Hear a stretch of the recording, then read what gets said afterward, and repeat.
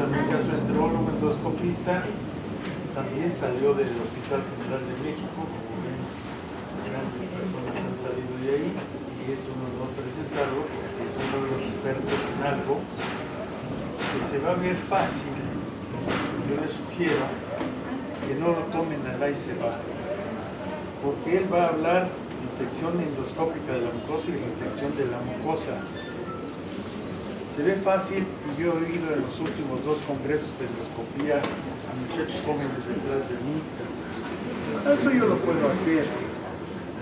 Yo les aseguro que no. Se necesita un entrenamiento muy especial, empezar primero con modelos animales y después entrenarse con una gente experta. Y cuando empiecen a hacerlo, que esté junto a ustedes, porque si no van a tener complicaciones muy serias. Bienvenido. Muchas gracias, doctor Corral. Muchas gracias por la invitación.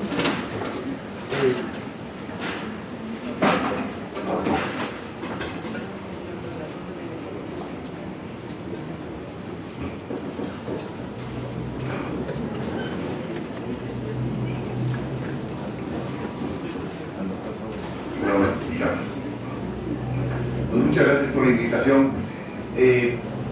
Nada más comentar al doctor Corral, actualmente hay una prótesis, bueno, ya tiene muchos años, pero volvió a México con ELA, que es una prótesis expandible, es una prótesis para la DANIS, que es para hemorragia digestiva.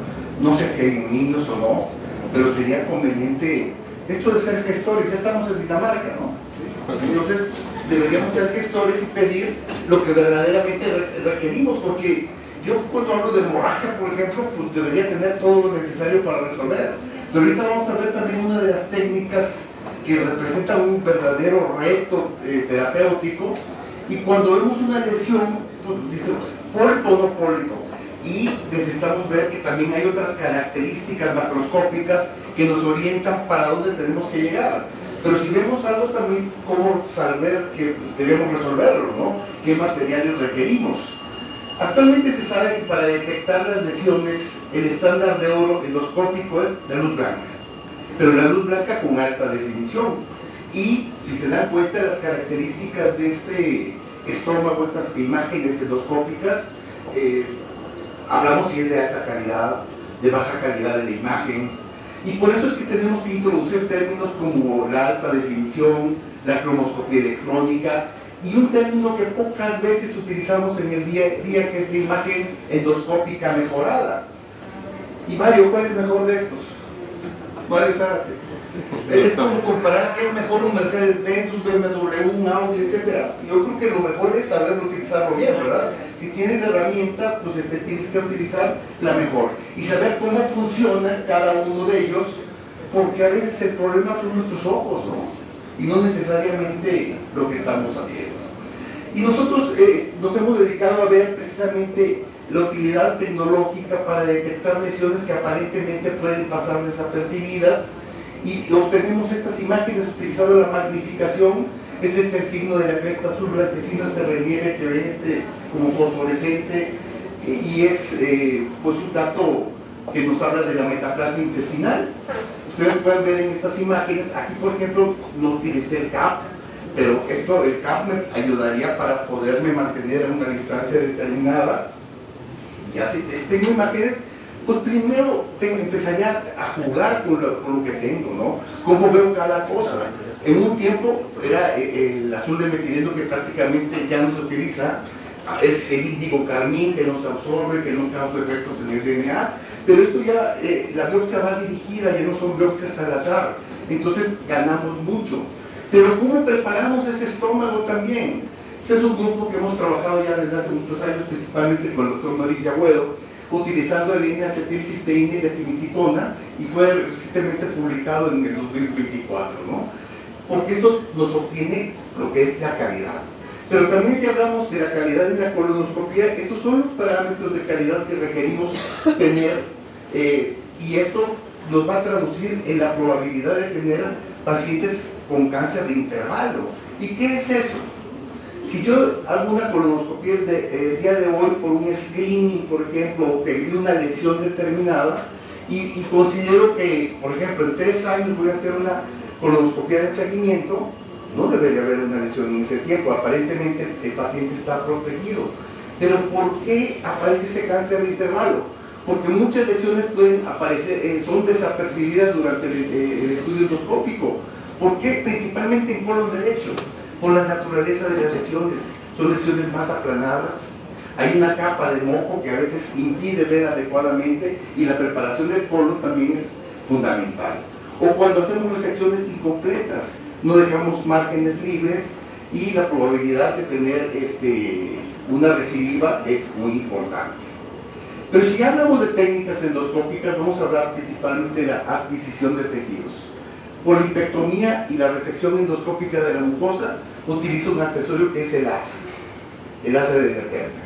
Pero la disección endoscópica de la submucosa es un plano más profundo, estoy hablando de la submucosa, y ya utilizamos otro tipo de instrumental. Y hay métodos de abrasión también que pueden ser combinados. Pero ¿cuáles son los objetivos? Bueno, conocer estas tres técnicas, hispectomía, resección endoscópica y disección. ¿Cuáles son sus recomendaciones? ¿Por qué inyectamos la submucosa? ¿Cuál es la solución ideal? Inclusive hay nuevas soluciones que nos permiten mantener ese colchón perfecto, ¿no? Entonces hay indicaciones precisas y van a ver las características del tipo de lesión y esto nos va a sugerir el subtipo de técnica dentro de la polipectomía, dentro de la resección y la disección que requerimos utilizar. Recomendaciones. Localización. Es lo mismo el antro que el fondo gástrico, pared duodenal, ciego, recto. ¿Por qué? Porque la pared intestinal cambia de un lado, las capas musculares son diferentes en un sitio que en el otro, la forma, el tamaño y la profundidad de invasión. Así vamos a ver que el recto bajo pues va a tener más dificultad en la maniobra, pero curiosamente en la disección endoscópica de las submucosas tenemos que hacer la disección en retroflexión. Pero en el ciego la pared es más delgada, la probabilidad de una perforación y conocer bien nuestras unidades electroquirúrgicas son muy importantes. Aquí en el duodeno, por ejemplo, estamos viendo una lesión que pudiera pasar desapercibida. Es una lesión, si se dan cuenta, es como de crecimiento lateral. Inclusive en la tercera porción del duodeno, buscar maniobras para poderse acercar, inclusive para tenerlo de frente y disminuir el riesgo de que una lesión pueda pasar desapercibida. Pero esta clasificación es fundamental, porque vemos lesiones que son superficiales de la mucosa, unas son construidas y esta es la subclasificación, pediculadas, sésiles, semipediculadas, otras que son como un cambio de coloración, que son lesiones planas, ¿sí? Deprimidas, pero a veces hay una combinación. Y esto que pocas veces ponemos atención, que son las lesiones de crecimiento lateral, se extienden más hacia lo ancho que a lo alto, ¿no? Entonces, podemos ver que pueden tener un aspecto granular, que serían las G, y el no granular. ¿Cómo identificarían esta lesión? ¿Qué tipo de lesión podría ser? Pero si se dan cuenta, la limpieza del colon es muy importante. Aquí pareciera, dice, no es pediculado, no tiene pedículo, es sésil, pareciera sésil, pero pareciera que también tuviera una formación como semipediculada, pero es muy extendida. Y vemos la superficie, las características, vemos esos giros que nos habla de una 3L, ¿sí? De los patrones de Kudo de clasificación, ¿no? Y esta lesión, por ejemplo, la dificultad técnica es la movilidad que estamos teniendo en el sigmoides, pero tiene una base muy ancha, ¿sí? Pero vean, esta también es una base más ancha, pero tiene una característica totalmente diferente. Pareciera que estuviera como más adherido a planos más profundos. Entonces, desde aquí ya estamos planeando qué es lo que tenemos que hacer. Hay lesiones como esta que les voy a mostrar. ¿Y qué plantearían ustedes? ¿Polipectomía, resección o disección? Y puedo ponerlo subacuático para poder ver las características, la morfología, el patrón de criptas, etcétera, etcétera. ¿Qué plantearían? Disección. Disección, pero podría ser resección. Parece que no es una lesión tan grande en un momento dado, pero vean, esta lesión tiene otras características. y puede pasar desapercibida, porque la limpieza del colon también es fundamental. Estamos muy cercanos al ciego y vean, parece una carpeta que se extiende en forma pues, circunferencial, y la probabilidad de un adenocarcinoma en este sitio es muy importante, ¿no? Y si es fue una adenocarcinoma, fue resecado, pero por cirugía, ¿no? El riesgo de perforación, pues aquí es muy alto. ¿Qué pasa con las lesiones gástricas? Si estoy sugiriendo la disección endoscópica de la submucosa, tengo que ver, nuevamente, tamaño, morfología, localización, la línea de demarcación, la estimación de la profundidad, y con ello decidimos qué pacientes están indicados o no para realizar el procedimiento. Pero nos detenemos un poco en el colon.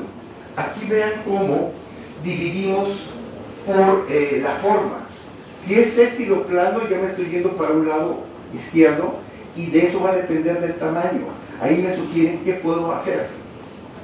Y obviamente tener imágenes endoscópicas avanzadas para descartar la posibilidad de una invasión de la submucosa. Pero si tengo un pedículo, a veces minimizamos y decimos que la colipectomía es una técnica sencilla, pero realmente puede ser muy compleja dependiendo de la localización, de la movilidad del colon, si hay divertículos, no hay divertículos. Y aquí se pone atención fundamental a lo que es la cabeza, el diámetro de la cabeza y el grosor del tallo, porque con ello consideramos la inyección de sustancias para disminuir el riesgo de una hemorragia y la utilización de métodos térmicos también.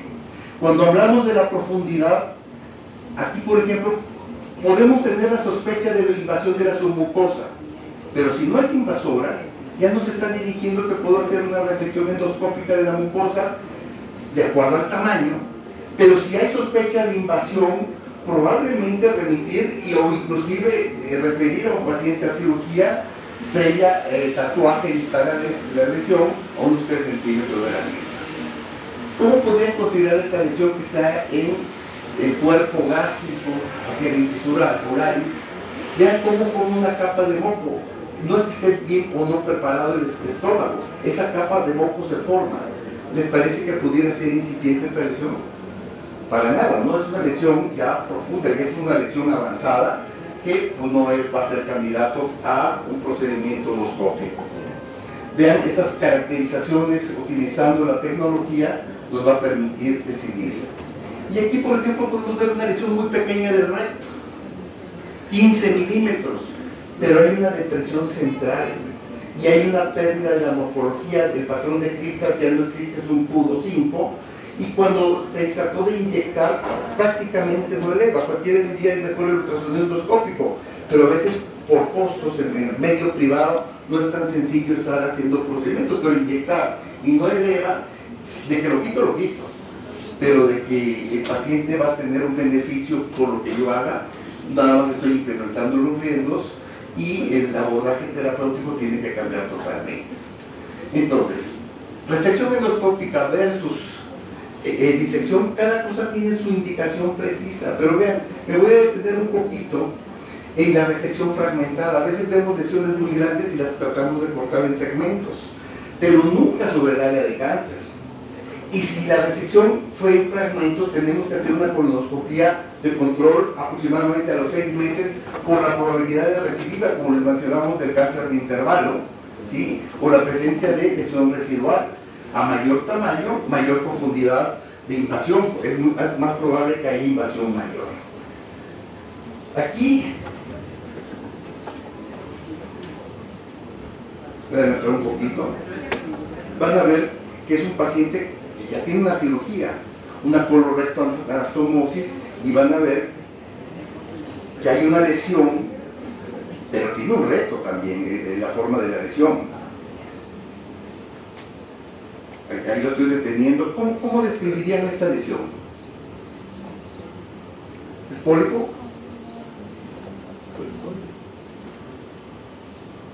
Pero pareciera que tuviera un ensanchamiento más, o sea, es más extendida, y vean este patrón como si fuera de cerebro, etcétera, etcétera. Hasta ahí pareciera que fuera un adenoma, pero tiene una depresión central. En este caso, por ejemplo, tenemos una lesión de crecimiento lateral, pero tiene una profundidad de invasión. No es tan grande la lesión, y sin embargo, inyectar y elevar la probabilidad de invasión a planos submucosos más profundos es significativa. Les preguntaba cuál era el racional de inyectar. Era separar propiamente la capa mucosa de la muscular, crear un colchón perfecto para disminuir riesgos de ¿qué? De lesiones térmicas, de perforación, de hemorragia, y esto va a facilitar la resección en bloque de una lesión que casi es plana, se está elevando para que yo le esté convirtiendo en una forma más pseudopolipoide, ¿no? No utilizar solventes, el agua, por ejemplo, las soluciones fisiológicas, pero actualmente estamos utilizando soluciones más viscosas, más complejas, para que mantengan el colchón submucoso perfecto. Hay varias alternativas y ven el porcentaje, la duración de que mantienen ese colchón perfecto. Actualmente está el Blue Eyes también. Nosotros estuvimos trabajando con estas sustancias que son una matriz de gelatina porcina que publicamos en el 2014. Y hablando de la técnica, es muy importante la orientación espacial. Si yo veo una lesión, debo localizarla, digamos, como en un reloj hacia las 5. ¿Por qué? Para facilitar las maniobras. Pero ¿cuál es el racional de que esté ahí en ese sitio? En el canal de trabajo. Porque el conducto de operación del endoscopio ahí sale. Entonces, ¿cómo abordo el espacio submucoso de manera tangencial? En varios sitios inyecto, y hay un método de sándwich. ¿Cuál es ese? Primero inyecto solución fisiológica para crear un colchón, y si voy a colocar una inyección de un gel, etcétera, para disminuir riesgos de complicaciones, esa es la técnica de sándwich. Y luego estar aplicando continuamente de manera dinámica para mantener la seguridad. Esto es un video que me facilitó Fabián Emura. Es una lesión que parece como de cabeza de Buda, ¿no? Y se dan cuenta, se ve una base ancha, pero es más bien semipediculada, está en el cuerpo, ¿sí? en la curvatura mayor, está inyectando. Vean cómo el uso de sustancias en fue el Rice, que ya lo descontinuaron por los riesgos que tenía. Vean cómo se inyecta la base, y ya con eso tienes una seguridad. Entonces, la diferencia de lo que es una polipectomía y de una resección endoscópica de la mucosa, la resección endoscópica va más profunda el corte, ¿sí? Vean, hay una técnica también de cómo pasar el asa, el nivel de insuflación, el nivel de aspiración, conocer la corriente de corte que estoy utilizando, y obviamente cómo cerrar los defectos anatómicos. Vean cómo aquí es la inyección dinámica. Aquí se está aplicando un colorante, pero la idea es mantener ese colchón permanentemente elevado la mayor parte del tiempo, y esto es lo dinámico, ¿no? Pero hay consejos: el tipo de accesorios que voy a utilizar, las soluciones que voy a utilizar, la inyección dinámica, y evaluar los defectos y la coagulación de los márgenes.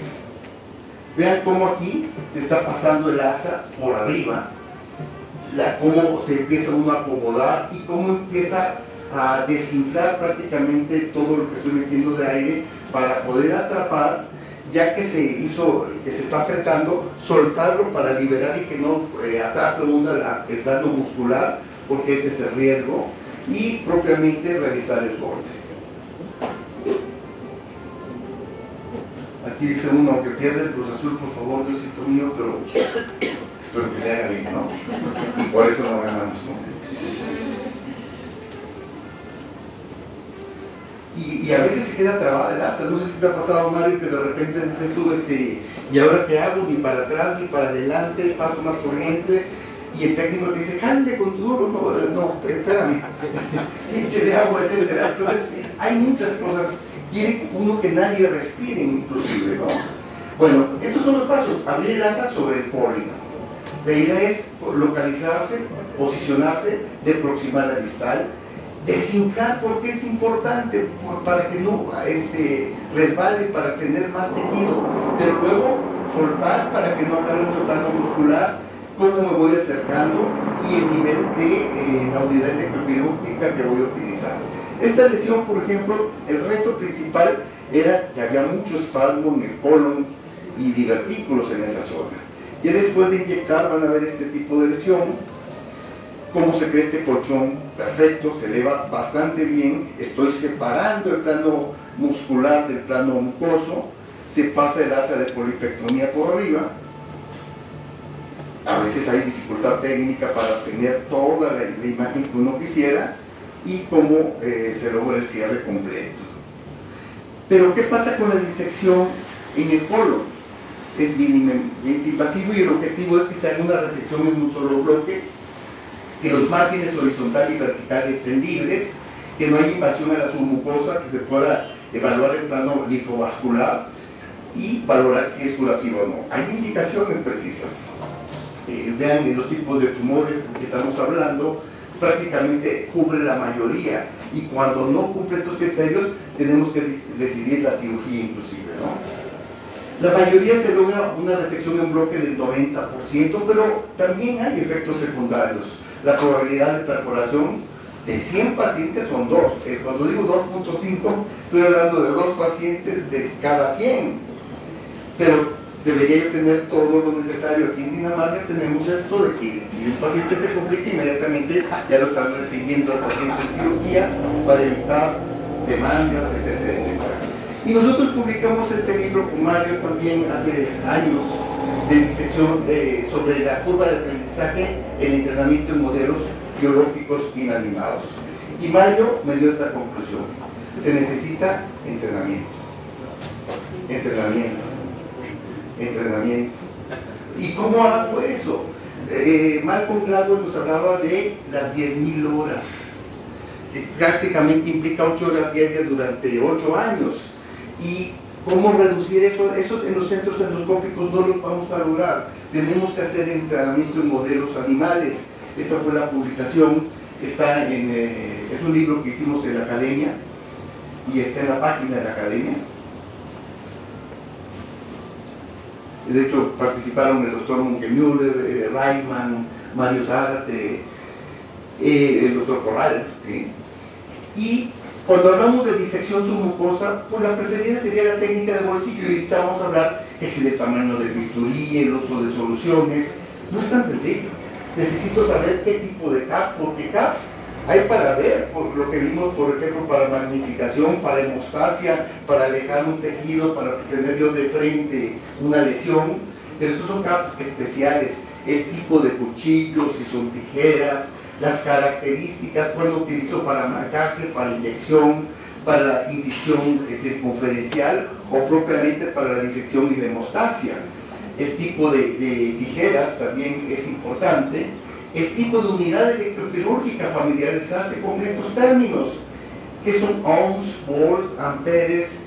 Pues uno te habla de la resistencia, otro te habla del flujo, ¿no? Y cuál es la corriente monopolar y los riesgos de cómo utilizarlo, cuál es la corriente bipolar, recomendaciones de uso. La mayoría de las veces utilizamos CO2, no hacemos con luz generalmente. La hemostasia endoscópica es muy importante. En ocasiones el cierre de las perforaciones, identificarlas a tiempo y corregirlas, ¿no? Los métodos de tracción, la coagulación de los vasos visibles.